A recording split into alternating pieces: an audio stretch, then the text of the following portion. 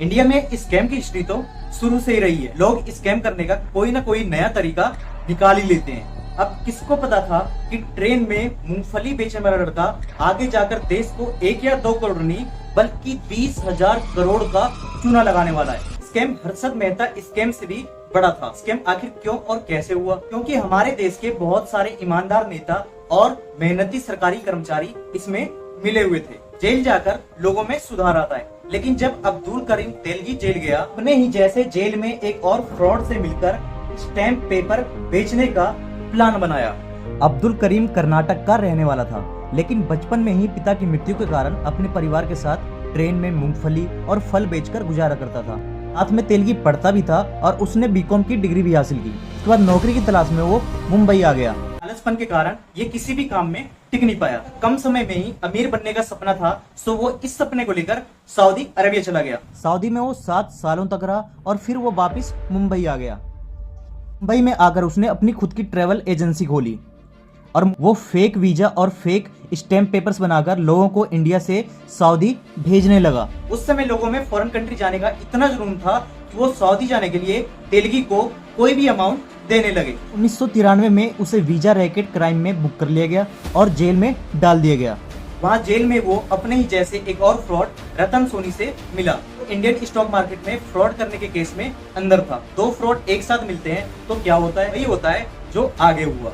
Jail में ही दोनों ने बाहर निकलकर फेक स्टैम्प पेपर्स बेचने का प्लान बनाया। 2 फ्रॉड एक साथ मिल गए थे तो फ्रॉड करने में और भी आसानी हो गई। जेल से बाहर निकलकर दोनों ने अपने सारे कनेक्शन का यूज किया। तो मैं समाजवादी पार्टी के एमएलए अनिल गोटे ने उस समय के कांग्रेस के revenue minister of Maharashtra Vilasrao Deshmukh से तेलगी की मीटिंग अरेंज करवाई और इस तरह तेलगी को स्टैम्प पेपर्स ऑफिस खोलने का लाइसेंस मिल गया। जब 2 फ्रॉड एक साथ हो और हमारे देश के ईमानदार नेता और सरकारी कर्मचारी साथ हो तो फिर स्कैम करने में क्या ही प्रॉब्लम होगी। ने अपने कनेक्शन का पूरा इस्तेमाल किया और स्टैम्प पेपर मशीन्स और रॉ मटेरियल खरीदकर नकली स्टैम्प पेपर्स छापना स्टार्ट कर दिया। पेपर्स को बेचने के लिए तेलगी ने 350 वेंडर्स को हायर कर रखा था। लोग बैंक्स, इंश्योरेंस कंपनीज और कॉर्पोरेट्स को स्टैम्प पेपर्स सेल किया करते थे। अपने कनेक्शन का यूज करके और लोगों को पैसे खिला करके उसने असली स्टैम्प पेपर्स की मार्केट में स्कैरसिटी ला दी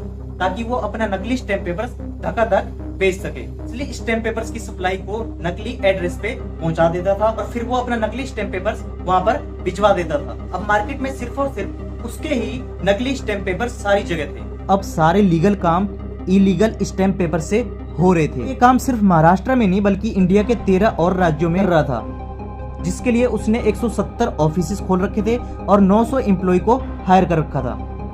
तेलगी के नाम पर 25 से ज्यादा FIR हुए, लेकिन उसको कुछ भी नहीं हुआ क्योंकि देश के ईमानदार नेता और मेहनती सरकारी कर्मचारी उसके साथ थे।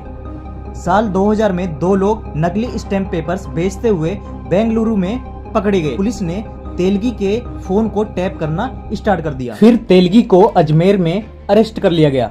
फिर इसके बाद केस CBI को दे दिया गया। नार्को टेस्ट में तेलगी ने बड़े बड़े पॉलिटिशियंस का नाम लिया। अनिल गोटे जो मुंबई में MLA था, उसको 4 सालों के लिए जेल में डाल दिया गया, लेकिन फिर उसको छोड़ भी दिया गया क्योंकि नार्को टेस्ट में तेलगी ने और भी बड़े बड़े नेता का नाम लिया था, जैसे छगन भुजबल, शरद पवार जो उस समय के डिप्टी CM थे, मुंबई पुलिस कमिश्नर और भी बहुत सारे मिनिस्टर्स का उसने नाम लिया था। लेकिन इनके खिलाफ ज्यादा सबूत न मिलने के कारण नाम केस से रफा दफा कर दिया गया। तेलगी को कोर्ट ने 30 साल की सजा सुनाई और साथ में 202 करोड़ का फाइन भी लगाया।